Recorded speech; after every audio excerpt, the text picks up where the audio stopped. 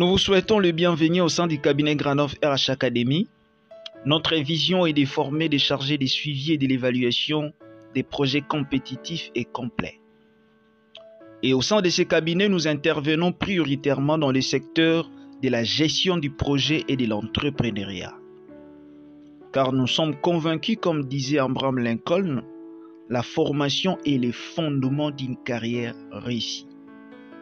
Et pour vous aider à renforcer vos capacités professionnelles et pour d'autres personnes à faire ce qu'on appelle la reconversion professionnelle, nous organisons une série de formations sur le suivi et l'évaluation de projets. Très chers membres, nous vous souhaitons une fois de plus les bienvenus dans notre session de formation sur le suivi et évaluation de projets, au cours de laquelle nous allons aborder un sujet pertinent et très attendu par notre public, à savoir la création du plan d'évaluation du projet. En guise de récapitulation, lors de notre précédente formation, nous avions parlé de l'élaboration du tableau de suivi des indicateurs.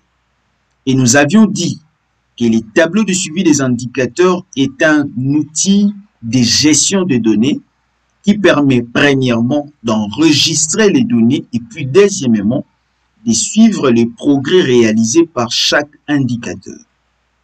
Si vous n'aviez pas suivi cette formation, nous vous prions de consulter notre playlist où vous verrez toutes nos vidéos de formation reprises.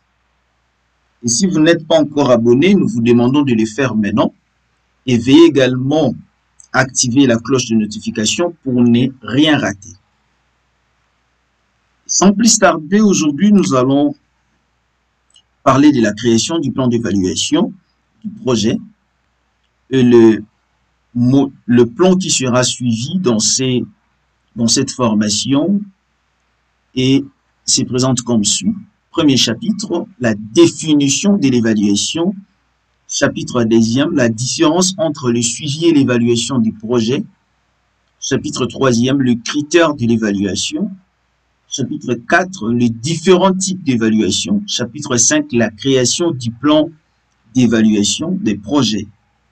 Donc, vous voyez que cette présentation suit un enchaînement logique parce qu'on ne pouvait pas parler de la création du plan d'évaluation du projet sans qu'on puisse d'abord comprendre c'est quoi une évaluation. Et vu que très souvent, on tend à confondre l'évaluation et le suivi, nous avions voulu établir une démarcation entre les deux notions. Et ensuite, nous allons parler des critères de l'évaluation et des types d'évaluation. Premier chapitre, la définition du concept évaluation. Selon l'OCDE, une évaluation est une appréciation systématique et objective d'un projet, d'un programme ou d'une politique en cours ou terminé, de sa conception, de sa mise en œuvre et de ses résultats.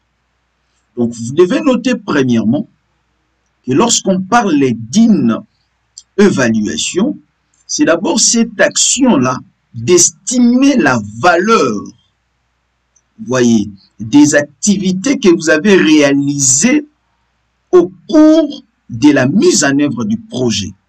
Est-ce que les activités réalisées ont amené à l'obtention des résultats ou pas? Vous voyez. Et cette appréciation s'est faite de manière systématique. Donc, elle n'est pas basée sur des données empiriques. Elle n'est pas l'œuvre d'une expérience quelconque. Non. Il y a une manière de faire l'évaluation du projet. En d'autres termes, pour évaluer un projet, il faut suivre un certain nombre de principes ou de pratiques. Donc, il y a un système qu'il faut suivre. Et une bonne évaluation doit être objective. Donc, quand vous faites l'évaluation, vous devez vous distancer de toute subjectivité, au risque de biaiser même l'information qui va en découler. Et on peut faire l'évaluation soit d'un projet, soit d'un programme ou même d'une politique. Et vous devez également comprendre qu'on peut faire l'évaluation d'une intervention qui est en cours et même qui est terminée. On peut faire l'évaluation lors de la conception du projet, lors de sa mise en œuvre, même à la fin. Nous allons revenir sur tous ces éléments. Et vous devez noter que le but de l'évaluation est de déterminer la pertinence et l'accomplissement des objectifs, l'efficience en matière de développement, l'efficacité, l'impact et la durabilité. Donc vous comprenez que une évaluation devrait fournir des informations crédibles et utiles permettant d'intégrer les leçons de l'expérience dans le processus des décisions de bénéficiaires et de bailleurs de fonds.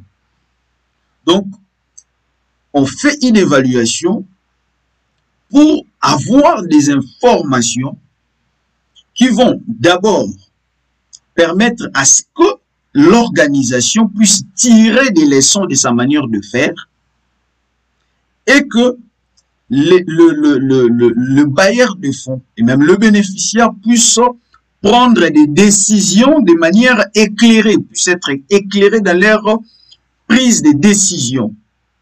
Donc, une évaluation vient mettre en évidence les effets de ce qui a été réalisé.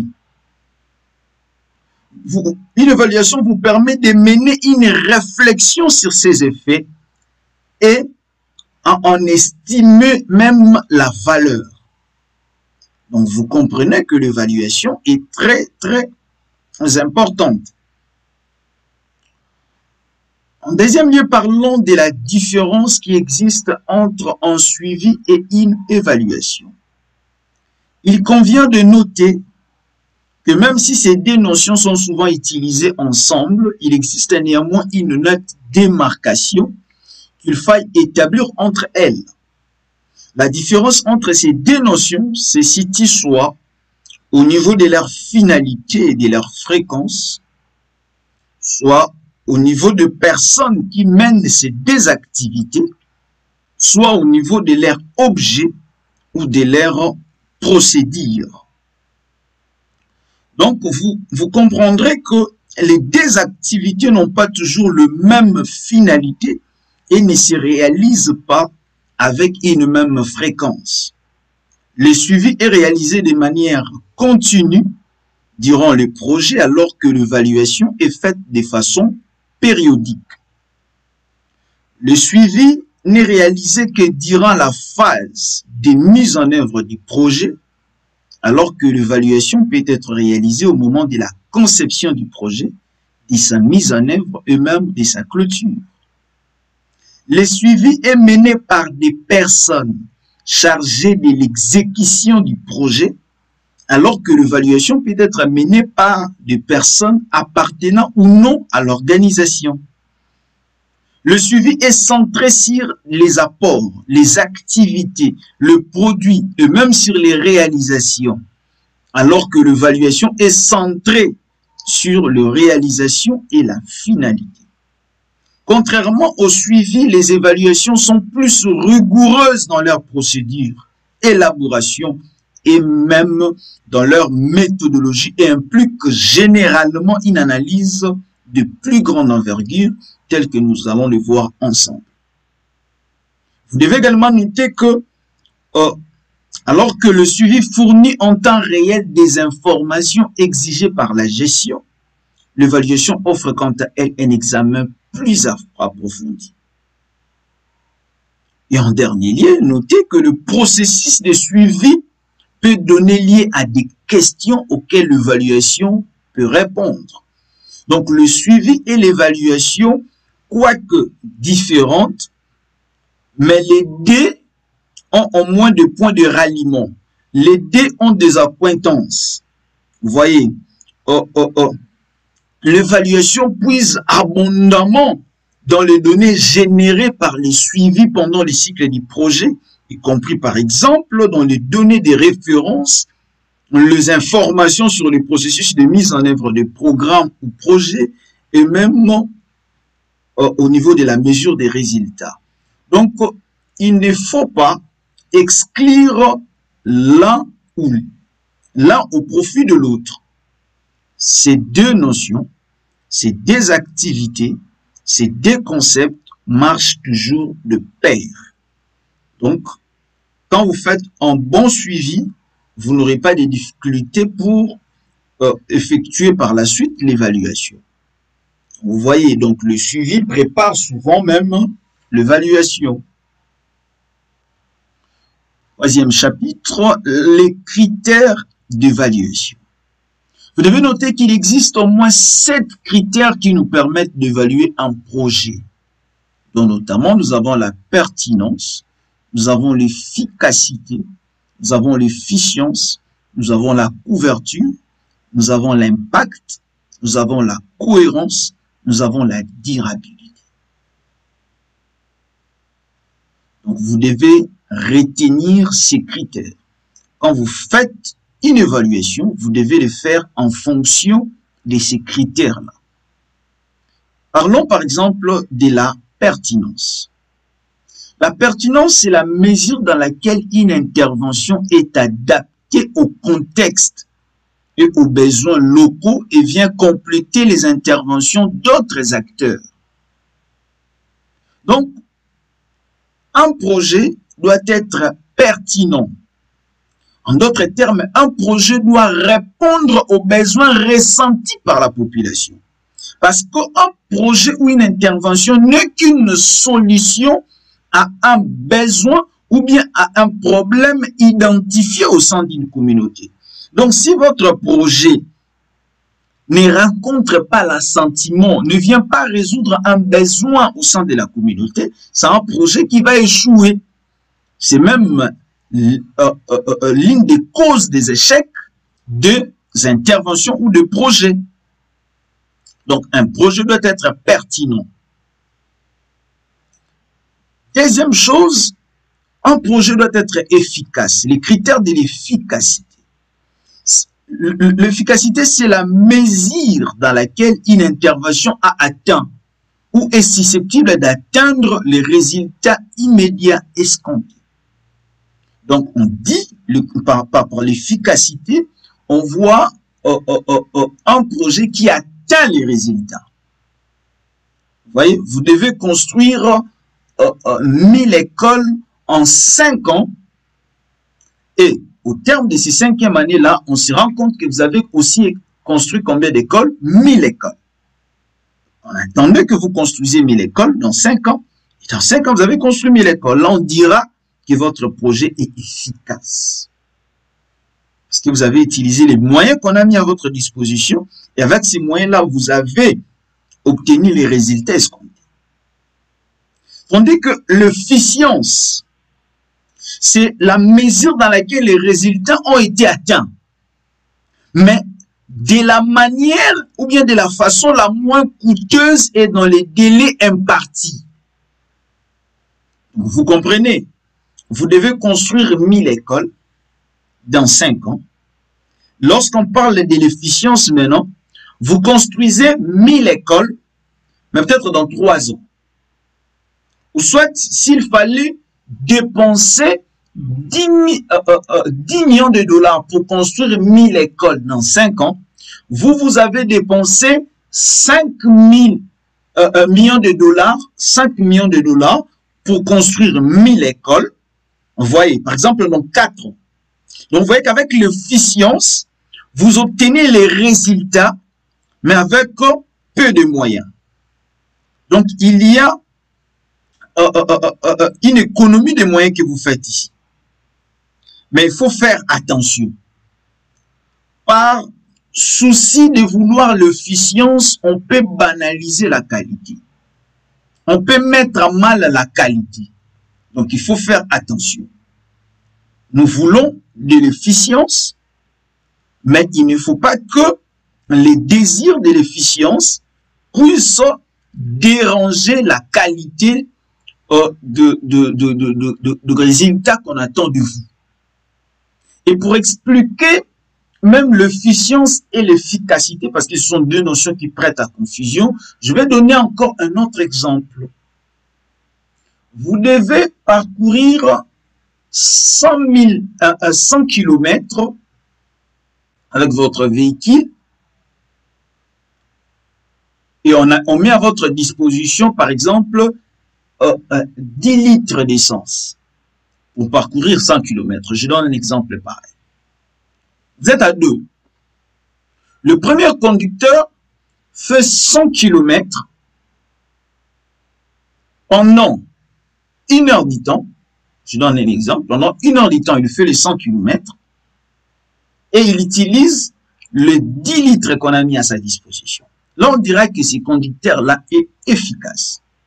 Mais un autre conducteur, lui, il vient d'abord pour ce qui est du temps. Au lieu de faire 1 heure, lui, il fait peut-être 30 minutes. 30 minutes, il fait 100 km. Au lieu d'utiliser 10 litres de carburant, il utilise seulement 5 litres. Donc, on dirait qu'il est efficient parce qu'il a atteint les résultats, mais avec peu de moyens. À part l'efficience, nous avons les critères de la couverture. Donc, lorsqu'on fait l'évaluation, on veut également mesurer la couverture. La couverture, c'est quoi? C'est la mesure dans laquelle le groupe de population sont inclus ou exclus d'une intervention et l'impact différencié de l'intervention sur ces groupes. Donc, lorsqu'on veut voir, on veut mesurer la couverture, on veut voir si votre projet est inclusif. On veut voir si votre projet ne met pas de côté certaines catégories des membres de la communauté. Si votre projet ne marginalise pas, si votre projet n'est pas, passez-moi l'expression, n'est pas discriminatoire. En fait, le projet doit couvrir tout le monde. Vous voyez, dans votre projet, vous devez associer tout le monde. C'est ça les critères de la couverture. Vous voyez, tous les groupes de population doivent être inclus. Vous ne pouvez pas, par exemple, exécuter un projet où vous laissez de côté les personnes vivant avec handicap. Parce que vous pensez que ces gens-là ne sont pas importants. Vous voyez, on vous demande, par exemple, de construire un centre de santé. Vous construisez un centre de santé où vous mettez des gradins. Mais vous ignorez que les personnes vivant avec handicap auront du mal à gravir ces gradins-là pour se rendre dans l'hôpital. Donc, lorsque vous concevez le projet, il ne faut pas exclure. Il faut que votre projet soit inclusif. On a les critères de l'impact. L'impact, ce sont les effets positifs ou négatifs, prévus ou fortuits, directs ou indirects qu'entraîne une intervention. Donc, lorsqu'on fait l'évaluation, on doit aussi tenir compte du critère de l'impact. Parce qu'un projet peut avoir un impact positif ou même négatif. Vous voyez? Et un impact, c'est peut-être quelque chose que vous l'avez prévu, ou même que vous ne l'avez pas prévu, mais qui est arrivé. Vous voyez, c'est important de comprendre cela. Je vais donner un exemple. Nous sommes dans une communauté où il y a un problème d'accès à l'eau potable. Les gens de cette communauté se sont organisés, ils ont conçu un projet et ils ont pu quand même obtenir un financement du PNUD. Et voilà, après 2 ans, cette communauté-là maintenant a accès à l'eau potable. Ça, vous pouvez dire que vous avez obtenu le résultat. Maintenant, quel est l'impact de ces projets? Vu que maintenant il y a accès à l'eau potable, les agriculteurs n'ont plus de problème de desserte en eau potable. Ils ont maintenant de l'eau. Ils peuvent rentabiliser leurs activités agricoles. Et cela va leur donner des moyens économiques, des moyens financiers pour scolariser leurs enfants, pour se payer les soins de santé, Donc, vous voyez que le projet ne visait pas directement, le finance des membres de la communauté. Non. Le projet ne visait pas directement la scolarisation des enfants. Mais vu que le projet d'accès à l'eau potable vient desservir les agriculteurs, ceux-ci sont maintenant capables de scolariser leurs enfants, sont maintenant capables de se payer les soins de santé. C'est là des impacts positifs de votre projet. Mais n'empêche qu'il y ait aussi des impacts négatifs. Par exemple, vu que votre projet maintenant votre communauté a maintenant accès à l'eau potable, les communautés voisines qui n'ont pas accès à l'eau potable peuvent venir vous faire la guerre, peuvent venir vous déranger à tout moment, peuvent vous convoiter. Donc, vous voyez que c'est quelque chose qui n'était pas prévu, mais c'est un impact négatif qui peut résulter de ce que vous avez fait. Donc, c'est très important de tenir compte de l'impact. Lorsqu'on fait l'évaluation, on mesure également le critère de la cohérence. Le critère de la cohérence, c'est la mesure dans laquelle l'intervention est compatible avec les politiques pertinentes, par exemple en matière d'aide humanitaire, de sécurité, de commerce, de défense militaire et de développement, et tient compte des considérations d'ordre humanitaire et des questions liées au respect des droits de l'homme. Donc, votre projet doit être conforme aux normes internationales. Voyez, votre projet doit respecter les dispositions pertinentes, bien le principe ou les standards internationaux. Vous ne pouvez pas mettre sur pied un projet qui met en péril la sécurité des individus. Vous voyez, ou un projet qui porte atteinte à la sûreté de l'État. Vous voyez, donc votre projet ne peut pas porter atteinte aux droits de l'homme. Vous voyez, donc c'est important de mesurer la cohérence. Est-ce que votre projet est cohérent ou pas? La durabilité. La durabilité, c'est la probabilité de voir les effets d'une intervention persister après que l'aide des donateurs aura pris fin. On appelle ça aussi les critères de la pérennité. Donc, je donne un exemple. L'organisation Oxfam a construit des hôpitaux dans une communauté donnée, et c'était un projet de 3 ans.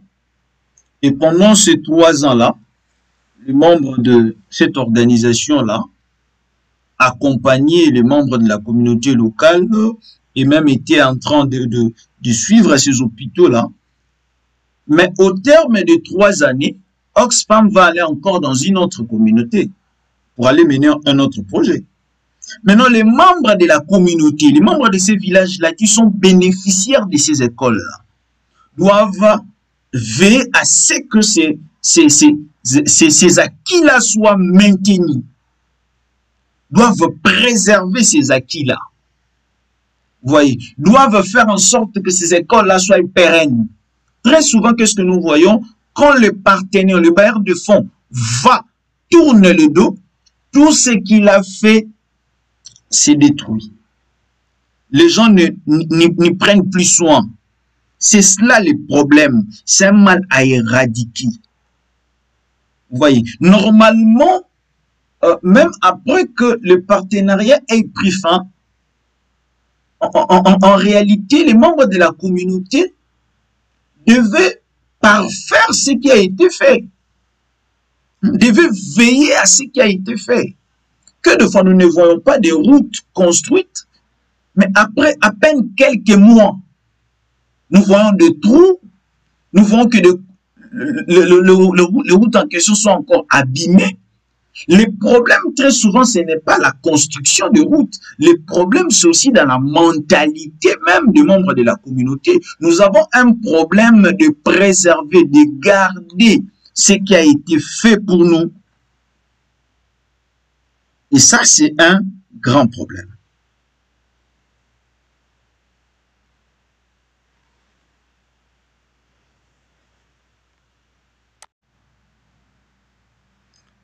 À présent, nous allons parler du chapitre 4 portant sur les types d'évaluation. Il est important de se rappeler que les catégories et les types d'évaluation ne s'excluent pas mutuellement. Ils sont souvent utilisés conjointement. Vous voyez, on peut utiliser des types d'évaluation au même moment. Donc, ça ne s'exclut pas. Nous allons classifier les types d'évaluation selon un certain nombre de critères. Nous allons les classifier selon le moment, nous allons les classifier selon les personnes qui mènent l'évaluation, nous allons les classifier selon les techniques ou les méthodes d'évaluation. Parlons des types d'évaluation selon les moments d'évaluation. Selon les moments d'évaluation, nous avons l'évaluation formative, nous avons l'évaluation récapitulative, nous avons l'évaluation à mi-parcours, nous avons l'évaluation finale et nous avons l'évaluation ex post. L'évaluation formative, par exemple, elle est menée durant la mise en œuvre d'un projet ou d'un programme pour améliorer les performances et vérifier la conformité. Donc, l'évaluation formative, c'est durant la mise en œuvre. L'évaluation récapitulative, elle, est réalisée au terme de la mise en œuvre pour mesurer l'efficacité et l'impact du projet. Donc, si l'évaluation formative, c'est durant la mise en œuvre, l'évaluation récapitulative, c'est à la fin. L'évaluation à mi-parcours, elle est menée au milieu de la phase de la mise en œuvre. Donc, c'est une sorte d'évaluation formative. Et vous devez savoir que tout programme ou projet dont la durée dépasse 24 mois doit faire l'objet d'une analyse ou d'une évaluation ou même d'un examen à mi-parcours. En général, il n'est pas nécessaire de faire appel à un évaluateur indépendant ou externe pour ce type d'évaluation, à moins que le besoin spécifique ne l'exige. Vous voyez donc, un projet qui dépasse déjà 24 mois, vous devez faire appel, vous devez plutôt faire l'évaluation à mi-parcours pour ces projets-là. Nous avons l'évaluation finale. Elle est une évaluation récapitulative, parce que l'évaluation finale aussi s'est faite au terme du projet. Et l'évaluation finale est souvent externe. Nous allons y revenir. Elle est menée au terme de la mise en œuvre pour évaluer la mesure dans laquelle les objectifs prévus du projet ont été atteints. Donc, c'est très important. Et nous avons également parlé de l'évaluation ex post. L'évaluation ex post est effectuée quelques temps après la mise en œuvre pour évaluer l'impact et la durabilité à long terme du projet. Et parlons des types d'évaluation selon les personnes qui mènent l'évaluation. Ici, nous avons l'évaluation interne ou l'auto-évaluation. Nous avons l'évaluation indépendante ou externe. Nous avons l'évaluation participative et nous avons l'évaluation conjointe. Évaluation indépendante ou externe. Elle est effectuée par des évaluateurs qui ne font pas partie de l'équipe de mise en œuvre et apportent ainsi un certain degré d'objectivité et bien souvent un savoir-faire technique. Elle est axée sur la redevabilité. Donc, l'évaluation externe, très souvent, elle est effectuée par des personnes qui ne font pas partie du projet. Et vu que ce ne sont pas des gens vu que ce sont des personnes qui ne font pas partie de l'organisation, on accorde à cette évaluation du crédit. Vous voyez, très souvent pour des évaluations externes, on fait appel à un cabinet extérieur ou à des consultants. Vous devez aussi noter que ces types d'évaluations sont très souvent coûteux.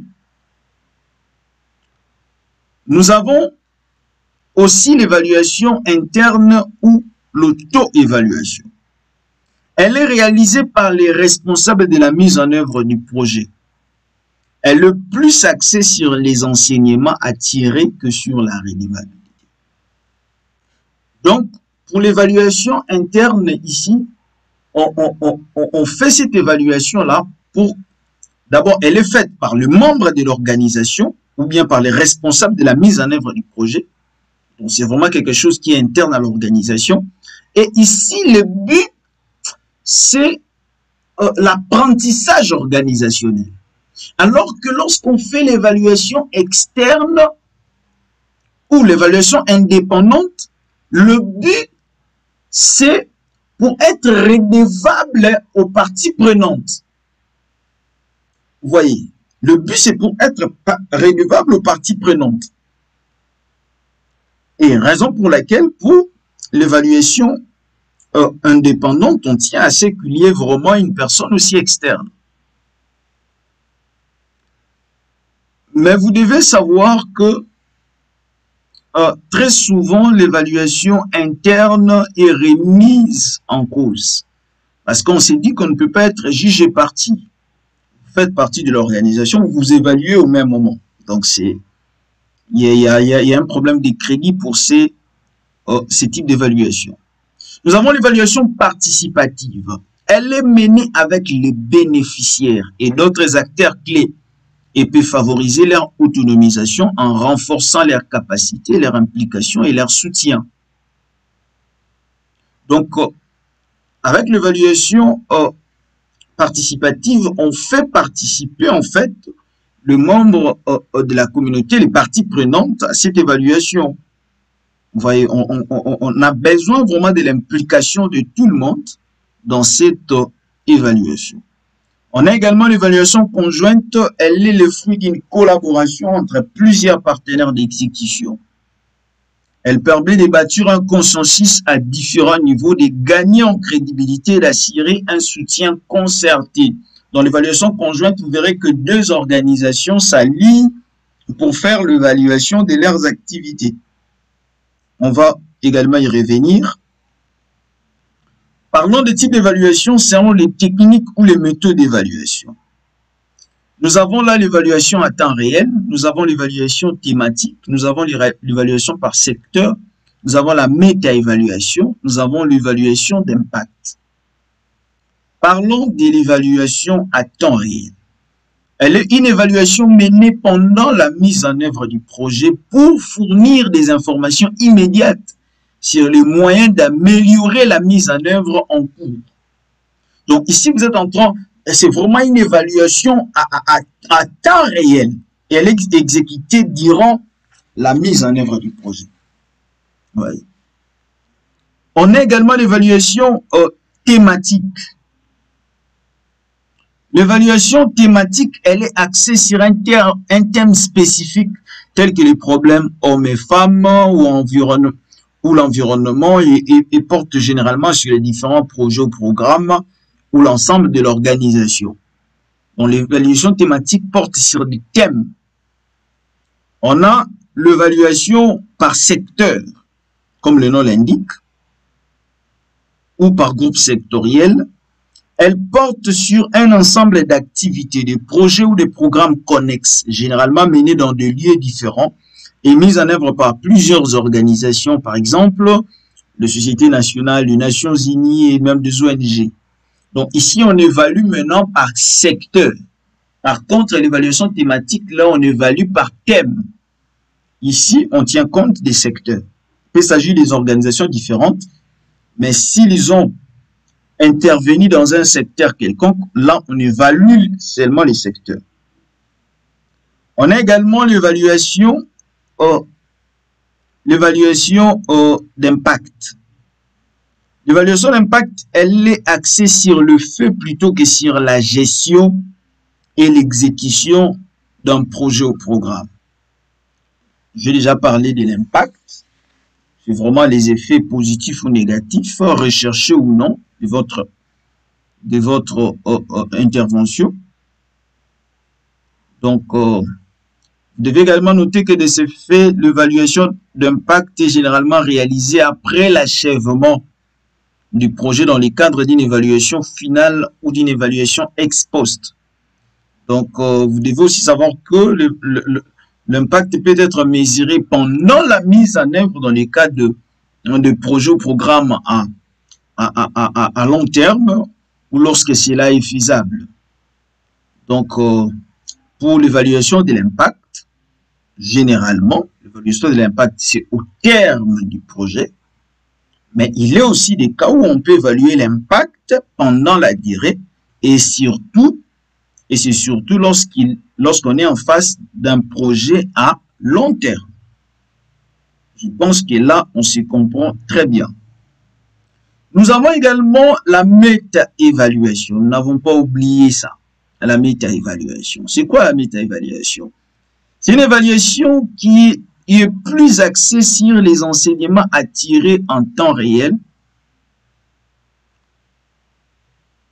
Non, excusez-moi. La méta-évaluation est utilisée pour évaluer les systèmes d'évaluation et elle est utilisée pour dresser, par exemple, l'inventaire des évaluations pour orienter le choix des activités d'évaluation.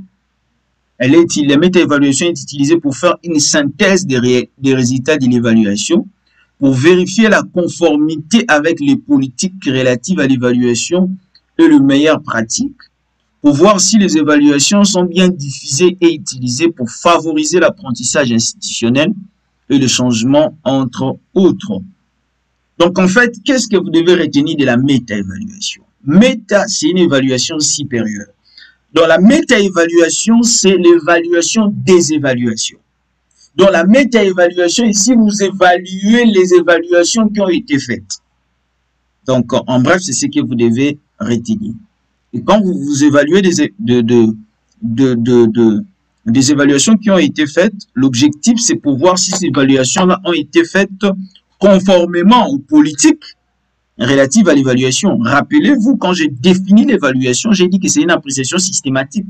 Donc, il y a tout un système, il y a des pratiques, il y a des principes, il y a des normes qu'il faut respecter. Donc, quand on fait la méta-évaluation, on veut voir si, dans votre manière de faire l'évaluation, vous avez respecté ces normes-là. Et la méta-évaluation permet également de faire la synthèse des résultats de ce que vous avez fait durant l'évaluation. Parlons maintenant, chapitre 5, de la création d'un plan d'évaluation. Pour créer un plan d'évaluation, vous devez rédiger, premièrement, vous devez d'abord rédiger une description de projet. Vous devez vous devez énoncer les buts d'une évaluation, vous devez recenser les intervenants visés par l'évaluation. Vous devez sélectionner les types d'évaluation. Vous devez choisir les questions d'évaluation. Vous devez choisir les outils d'évaluation. Vous devez dégager les sources d'évaluation. Vous devez dresser les budgets d'évaluation. Donc, vous devez comprendre que la création d'un plan est la toute première étape d'une évaluation. Donc, quand vous voulez faire l'évaluation, la première des choses à faire, il faut d'abord faire quoi? Le plan d'évaluation. Je dois aussi le dire, le plan d'évaluation, très souvent, c'est déjà élaboré pendant la phase de la conception du projet. Lorsqu'on fait la planification des activités de suivi et de l'évaluation du projet, c'est là où on conçoit le plan d'évaluation du projet. Et le plan d'évaluation du projet est conçu en tenant compte du cadre logique du projet. Donc, le tableau, le plan d'évaluation se réfère ou bien s'inspire du cadre logique. Ça ne doit pas être contraire au cadre logique, en fait. Mais un plan d'évaluation doit répondre un certain nombre de questions, dont notamment, qu'est-ce qui est évalué? Pourquoi est-ce évalué? Qui fait l'évaluation? Qui fera l'évaluation? Comment sera l'évaluation? Quels résultats attendez-vous? Donc, ces plans seront en quelque sorte un document de travail qu'il vous faudra périodiquement réexaminer, même réviser. C'est votre document de travail. Donc, le plan d'évaluation est très important. De la même manière, un architecte, pour construire la maison, on a besoin d'une maquette plutôt. Et de la même manière, quand on veut faire l'évaluation, on a besoin d'un plan. Comment est-ce qu'on va procéder? Et ces plans-là, nous allons le voir, c'est sous forme d'un tableau, d'une matrice qu'on va voir. Parlons du premier aspect. Première étape, rédiger la description des projets. Pour pouvoir en interpréter le progrès et les résultats, il faut comprendre le projet. Donc, si on doit rédiger une description du projet, c'est pour nous permettre juste tout simplement de comprendre les projets. Et la description du projet doit notamment porter sur 1. Le besoin auquel le projet doit répondre et les objectifs qu'il doit atteindre. 2. Le groupe visé qui doit agir dans ces projets. 3. Le groupe visé qui sera touché par ces projets. 4. Le résultat prévu du projet. 5. Les activités qu'il faut entreprendre pour obtenir ces résultats. Donc, vous voyez que c'est important, avant de commencer à élaborer les plans, la première des choses, c'est de rédiger d'abord la description du projet. Donc, vous questionnez en fait, vous faites une auto-évaluation. Vous dites, est-ce que je comprends ces projets ici? Parce que si vous ne comprenez pas déjà les projets que vous êtes appelés à évaluer, votre évaluation ne sera pas de bonne qualité. Donc, il faut d'abord comprendre ces projets-là, c'est important, que vous êtes appelés à évaluer. Et cette compréhension va passer par la rédaction d'une description du projet. Maintenant, il peut arriver que vous ayez du mal à comprendre tout cela parce que il est le cas où le chargé de suivi et de l'évaluation de projet est embauché après que le projet est déjà mis en œuvre. Ou soit même que vous soyez un cabinet, vous faites partie d'un cabinet externe. Comment est-ce que vous allez vous y prendre? Vous devriez pouvoir trouver ces renseignements dans la proposition du projet ou encore dans d'autres documents comme des rapports ou des procès-verbaux des réunions. Et même si possible, aller poser la question au coordonnateur du projet. Donc, c'est important de comprendre d'abord le projet. Deuxième chose, nous avions dit, il faut énoncer les billes d'une évaluation. L'énoncé du billet de l'évaluation a pour objet de présenter les raisons qui vous ont amené à entreprendre l'évaluation. Et donc, vous devriez déjà avoir l'information nécessaire pour le préparer. Voyez. Donc, le but de l'évaluation peut aussi déterminer lui-même le type d'évaluation que vous voulez faire.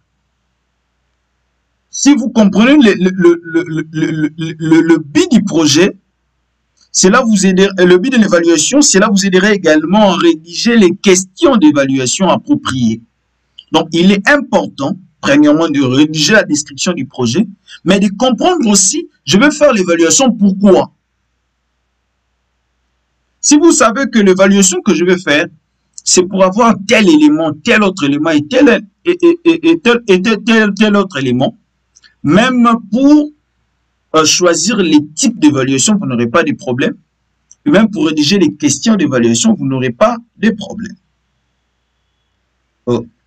Je vais vous donner quelques exemples d'énoncés du but d'évaluation. Par exemple, évaluer dans quel degré les objectifs du projet ont été réalisés.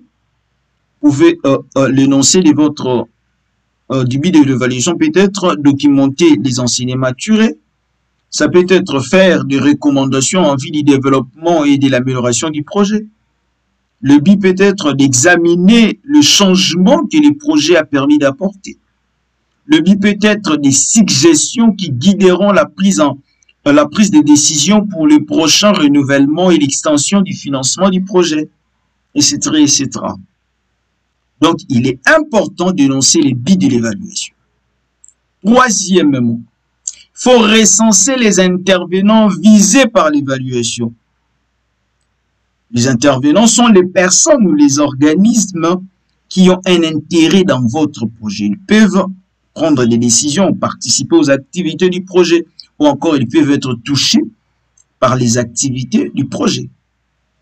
Donc, il faut recenser ces différentes parties prenantes. Vous voyez, dans nos précédentes vidéos, nous avions partagé un document appelé la grille d'analyse des parties prenantes. Un document très important qui vous permet d'identifier qui sont directement touchés par votre projet, qui ont un intérêt par ce que vous êtes en train de faire. Parce que l'évaluation que vous êtes en train de faire, c'est pour avoir des informations que vous allez communiquer à ces gens-là, à ces intervenants-là. Quatrièmement, il faut sélectionner les types d'évaluation. Vous pouvez sélectionner un type d'évaluation en fonction soit des objectifs et des priorités du projet.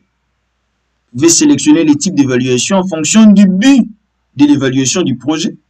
Vous pouvez sélectionner les types d'évaluation en fonction de la nature du projet. Vous pouvez sélectionner les types d'évaluation en fonction du délai dans lequel doit se faire l'évaluation, pendant ou après.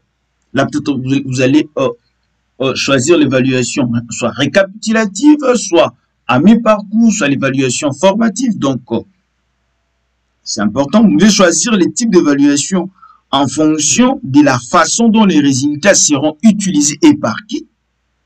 Vous pouvez choisir les types d'évaluation en fonction du délai du budget pour réaliser l'évaluation. Donc, vous avez différentes orientations pour pouvoir choisir le type d'évaluation. Et cinquièmement, nous avons le choix des questions d'évaluation. Les questions de l'évaluation sont les principales questions auxquelles vous devez répondre pour mener à bien les projets et comprendre ses impacts, son efficacité et ses réalisations. Ce sont les questions qui déterminent ce qui est important d'aborder, d'évaluer dans ces projets. Donc, il est important, quand vous êtes en train de planifier, quand vous voulez rédiger le plan d'évaluation, de préciser même les questions d'évaluation. Puisque ces questions-là vont vous permettre d'épuiser des données que vous allez traiter pour en tirer des informations. Et nous avons, sixièmement, choisir les outils d'évaluation. Avec quoi vous allez mener l'évaluation? Avec quoi?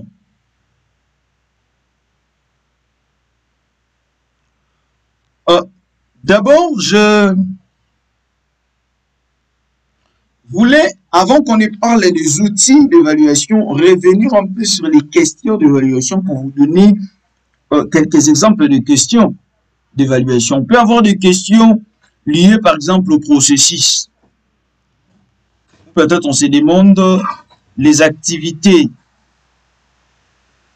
Peut-être on se demande les activités sont-elles effectuées tel qu'est planifié? Le projet touche-t-il la population ciblée? On peut avoir des questions d'évaluation liées aux extrants. Par exemple, le projet touche-t-il le nombre des participants visés? Le projet procure-t-il les services prévus? On peut avoir des questions d'évaluation liées aux résultats ou l'impact. Par exemple, les participants ont-ils vu de changements dans leurs compétences, leurs connaissances, leurs attitudes ou leurs comportements? À quel changement s'attendait-on? Quels sont les effets du projet sur mon organisation? Le projet a-t-il répondu aux besoins pour lesquels il a été créé? Le besoin existe-t-il toujours? D'autres besoins apparentés sont-ils ressortis, mais dont il n'a pas été tenu compte dans le projet?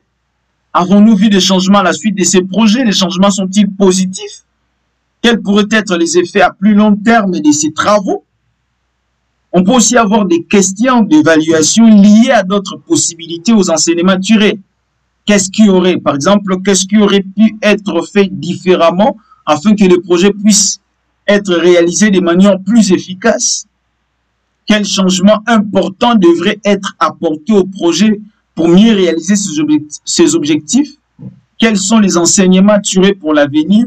Quels sont les résultats qu'il faut envisager si une organisation veut répéter ses projets ou entreprendre un autre projet semblable? Donc, on a différents types de questions d'évaluation qu'on peut se poser.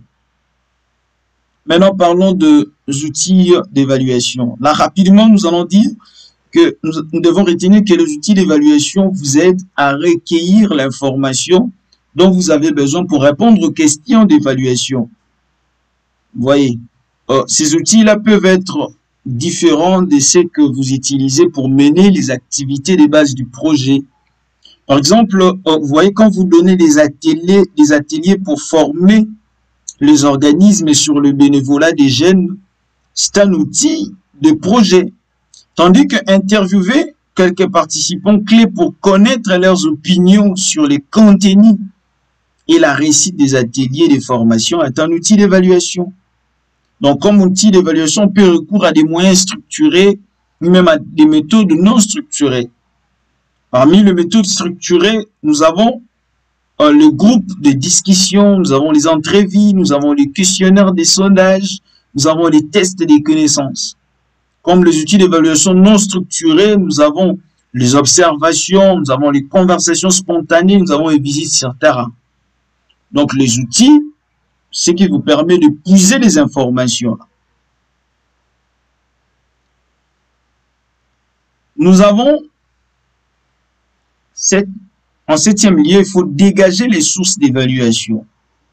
Et lorsqu'on parle de sources d'évaluation, nous voyons des documents ou même les personnes qui vous aideront à recueillir l'information dont vous aurez besoin.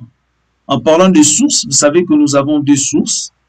Nous avons les sources primaires et nous avons aussi les sources secondaires. Les sources primaires sont des documents que vous-même vous collectez dans le cadre du projet, mais les sources secondaires sont des documents que d'autres organisations et d'autres personnes ont collectés, mais qui vous servent au moins dans le cadre de votre projet.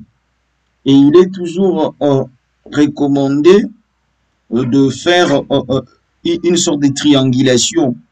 Vous voyez, d'utiliser les deux sources, c'est mieux.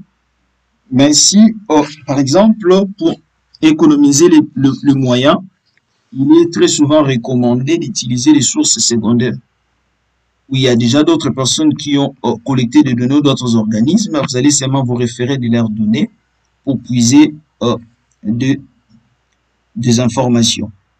Mais il y a aussi un problème avec les données secondaires ou bien les sources secondaires. Ce qu'avec les données secondaires, on ne sait pas vraiment mesurer l'objectivité de ces données. Est-ce que la personne qui l'avait collectée l'avait fait de manière objective ou pas? Vous voyez, donc, il y a ces problèmes-là qui se posent. Et enfin, il faut dresser le budget de l'évaluation. Le budget de l'évaluation. Parce que l'évaluation demande beaucoup de moyens financiers. Il faut budgétiser tout cela. Ça va vous demander combien? Vous voyez? Donc, vous devriez planifier votre budget de telle sorte à vous permettre de rendre votre évaluation réaliste et gérable tout en étant efficace et fructueuse.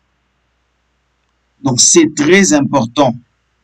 Nous savons que dans certains cas, les projets ont un budget fixe et les évaluateurs doivent ajuster leurs activités en fonction de ces budgets-là.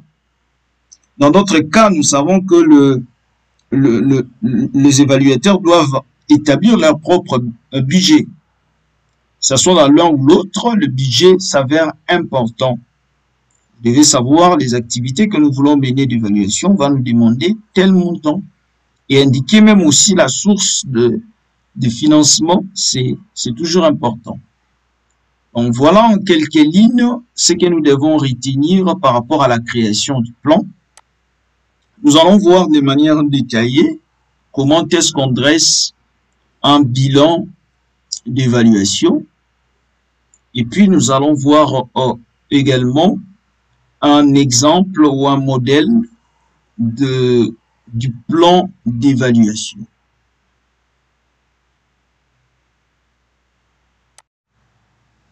Donc, voilà un modèle du budget d'évaluation d'un projet. Nous avons conçu un tableau où vous voyez, nous avons à gauche les différentes activités qui sont reprises. Nous avons deuxième colonne, le responsable, les personnes qui vont mener ces activités, qui sont responsables de ces activités. Nous avons au niveau de la troisième colonne ici, le nombre de jours. Nous avons les coûts journaliers, nous avons les coûts total. Je vais prendre un exemple ici.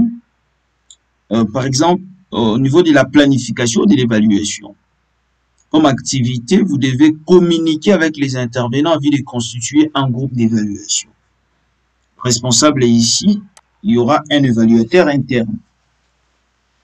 Nombre de jours, cela va prendre 3 jours. Et le coût journalier, cela va vous demander 500 $ par jour.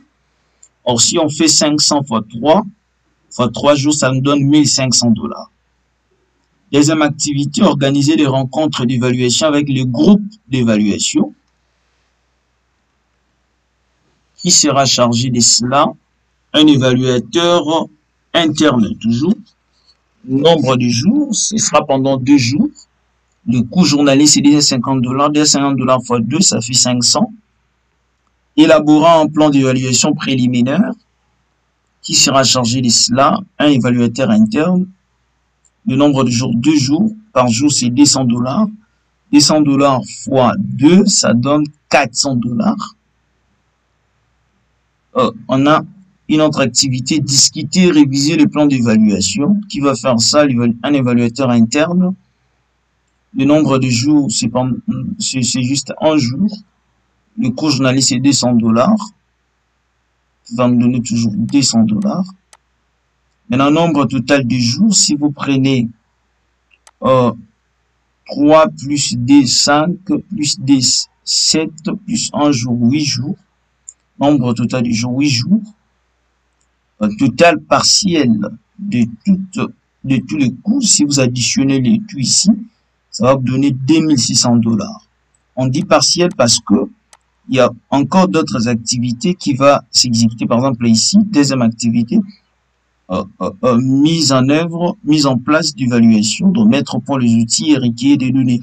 Ici encore, on a différentes activités qui sont regroupées là. Et il y a aussi un budget qu'on a dégagé. Donc, c'est un exemple du budget que vous pouvez concevoir pour vos activités d'évaluation. Et si vous ne vous êtes pas encore abonné, nous vous prions de le faire et d'activer la cloche de notification pour ne rien rater. Et si vous avez besoin d'obtenir ces outils, vous pouvez nous écrire via les numéros qui apparaissent sur vos écrans. Vous pouvez nous contacter. Et nous avons également le plan d'évaluation. Maintenant, voyons le plan d'évaluation. Comment se présente le plan d'évaluation? Dans le plan d'évaluation, nous avons comme première colonne la chaîne des résultats. Et ces résultats, ici, vous allez les trouver où? Vous allez les puiser dans les cadres logiques. Donc, vous n'avez même pas inventé le résultat du cadre logique. Vous les reprenez ici dans la première colonne. Deuxième colonne, nous avons les indicateurs. Les indicateurs sont les unités de mesure. Ces indicateurs nous permettent de mesurer le degré d'attente de nos résultats. Par exemple, ici, nous avons la finalité comme résultat. La finalité ici, c'est la hausse de la participation du public aux élections locales et nationales, notamment parmi les femmes, les populations autochtones et les autres groupes traditionnellement marginalisés. Indicateur proportion globale des électeurs qui votent aux scrutins nationaux ou locaux. Définition des indicateurs. troisième colonne. Maintenant, ici, on commence à définir les indicateurs qu'on a mis ici. Par définition, lorsqu'on parle de la participation, par exemple, nous entendons le fait de donner la possibilité aux femmes et aux populations locales d'être éligibles et électrices aux échéances électorales. Le point de repère, c'est en fait la baseline. Lorsqu'on a commencé les projets, la situation était comment? En 2006, lorsqu'on a lancé ces projets, 42% des électeurs ont voté au scrutin national. Donc les cibles est qu'en 2017, qu'on ait au moins 70% des électeurs qui vont voter au scrutin national. On a fait une formation là-dessus. Vous pouvez voir les vidéos dans notre chaîne YouTube, dans notre formation sur la planification, le suivi et l'évaluation axée sur les résultats. Une meilleure formation où on a parlé de beaucoup de choses. Après cela, nous avons une autre rubrique pour les critères d'évaluation. Ici, on a repris toutes les 7 critères d'évaluation. Nous avons le critère de la pertinence, l'efficacité, l'efficience, l'impact, la durabilité, la couverture et la cohérence. Ici, on a mentionné, il faut cocher.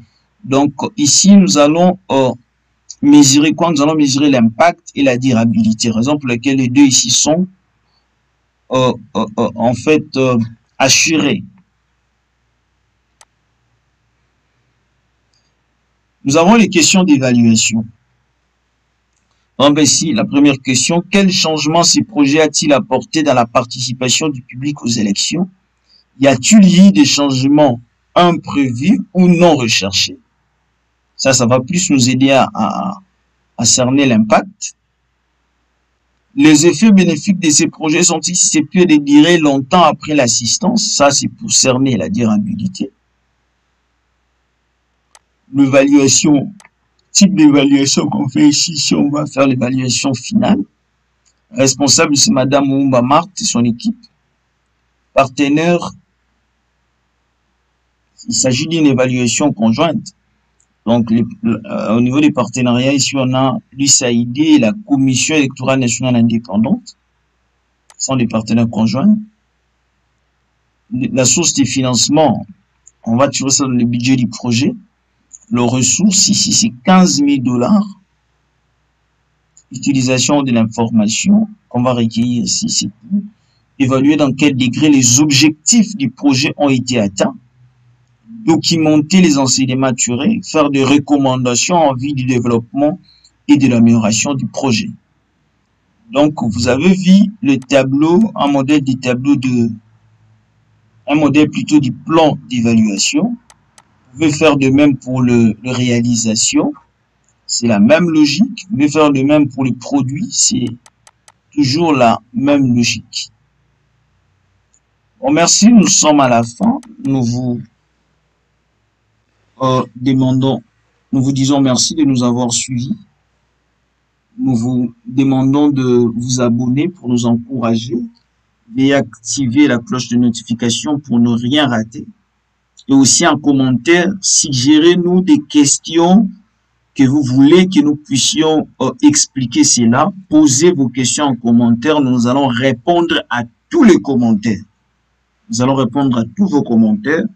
Nous allons donner suite à toutes vos demandes.